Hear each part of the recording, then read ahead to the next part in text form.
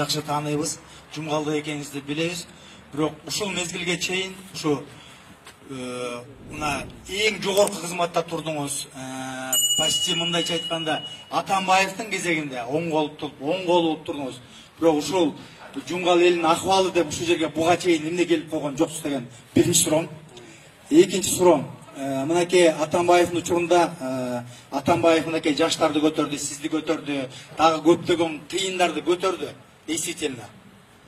Кезегинде Бакиевдин заманында Атамбаевга биз ушул жерде чуркап күндөп жакшы иштеп бергенбиз кезегиндечи. Анда биз дагы жакшыраак кезибиз болчу. Мен сизден бир жаш улуумун. Анан Атамбаев президент болду, бийликке келди, мынакей могу элдин баары калп айтпайт.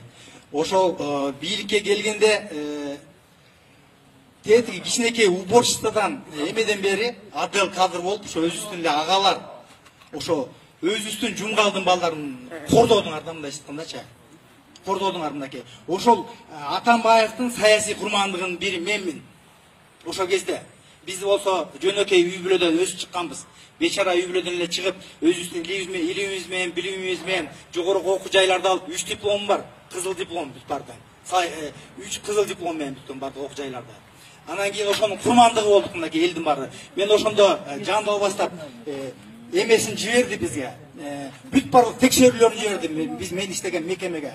Барлык жагынан фин полициясы келди, тиягы келди, бияга келди, барлыгынан таза чыктык. Эч бир далил жок. Анан акыры ушу биздин детиги инспекциянын жетекчисин барып кыйнап, ушуну кызматтан албасаң сени кетирем деп ушуга чейин барды да, ошол ушурдачы кой туруңдар до конца. Ошого чейин барышты да, ошонун бир курманды биз. Анан кийин мен ойлоп атам да, сиз ушуга чейин жапжаш экенсиңер. Жапжашсыңар, мен бир жаш күчүк экенсиңер. Ушуга чейин бир жумгалдыкмын мен. Ушу Жумгал элинде эмне көйгөй болот деп бир келдиңизби? Ушул жерге бир келип койсоңуз болмок. Анан азыр ушу шайлоо керек учурда эле мына бир 20-30 кишини чогултуп алып келиптирсиз могу жерде.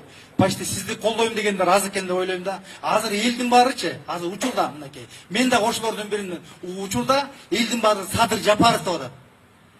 Садыр Жапаровдун башынан эмне деген түйшүктүн баары өткөн жок.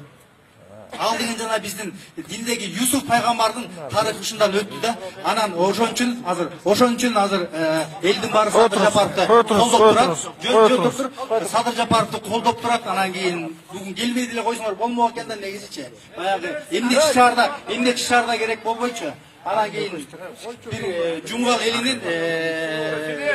Жумгал элинин ошол кездеги ошондой Атамбаевдин мондай басмырлары да бизди тебеледи ошого чейинчи. И то ошол тебелегендиги үчүн азыр түрмөдө отурат акырычы. Анан сизге деле мен жаман нерсе каалабайм, өзүбүздүн кулунсуз, өзүбүз иштейсиз. Анан бирок буга чейин келип койсоңуз болмок деген кеп да. Туура айттыңыз.